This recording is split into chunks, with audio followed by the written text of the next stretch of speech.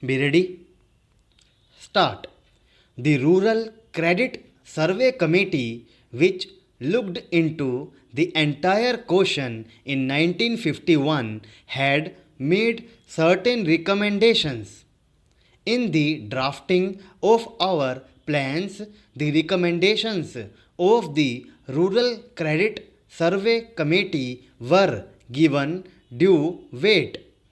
You know that in the first 5-year plan, it was stated that at least 50% of the villages should be brought under cooperatives. According to the third plan, all the villages and all the peasants' families are to be brought under cooperatives. This is the perspective with which the Planning Commission has looked at the problem. What prompted them to do that was that in the Rural Credit Survey Committee's report, they have said that both through the government and cooperative sources, credits were available to peasants only to the tune of 6%. Through cooperatives alone, it is, I think, 3% or so. The other sources of credit to the peasants are the original money lenders. They have elaborately described all that. One point which they stressed in their report is that even the cooperatives do not cater to the needs of the weaker sections of the village community. They have stated that in villages where the money lender, the trader, and the village chief function through one person, even the cooperative movement is controlled by them in many places. If they are outside the cooperative movement, they will sabotage it from outside. If they are in control of it, they will sabotage it from within. So, even the 3% credit which had gone to the peasantry in the name of the cooperative movement did not reach them really. So, they made it a point in their report to stress that in future we should see that the credit really goes to the weaker sections of the village community. Now, sir, after the report of the Rural Credit Survey Committee, we have been working for the last few years. I do not think that a proper evaluation has yet been made as to how the present day cooperative societies are working. As far as extending the facilities to a larger section of the rural population is concerned, the cooperative movement has succeeded. My point is whether this emphasis that the committee had laid on taking special care to see that these facilities reach all the lower sections has been properly worked out.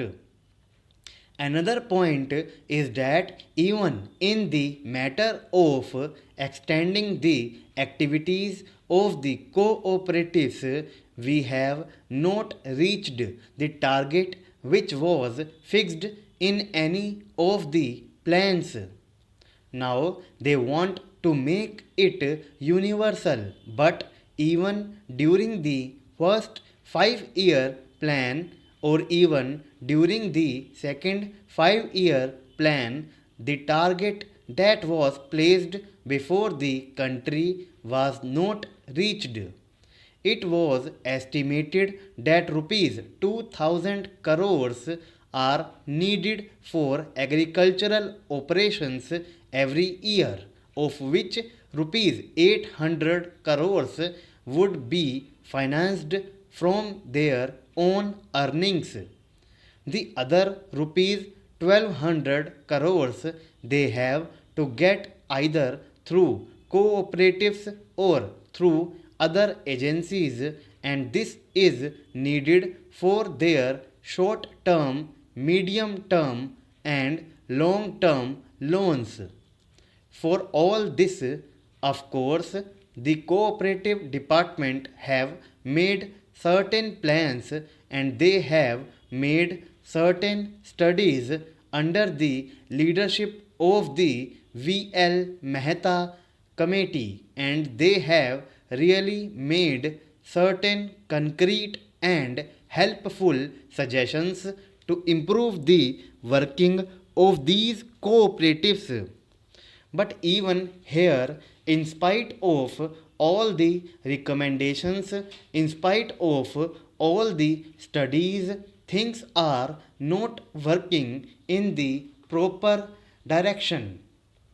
Now, apart from these credit facilities, much has been said here about the processing factories like sugar factories, etc., which should go to help the peasants. I fully agree that apart from credit societies, marketing societies, processing societies, all these put together will be of great help to the peasants. But are they really serving the real agriculturist? I have heard some people speaking about the successful functioning of certain cooperative societies. I know one cooperative sugar factory. Among its members, not even 1% are actual agriculturists. Just like a joint stock company, shares are sold, capital is raised, and they are running a proper factory. My point is that such factories should not be brought within the purview of the cooperative movement. They should be treated as ordinary joint stock companies. I will quote another example which is to be followed, and that is the Weavers Society.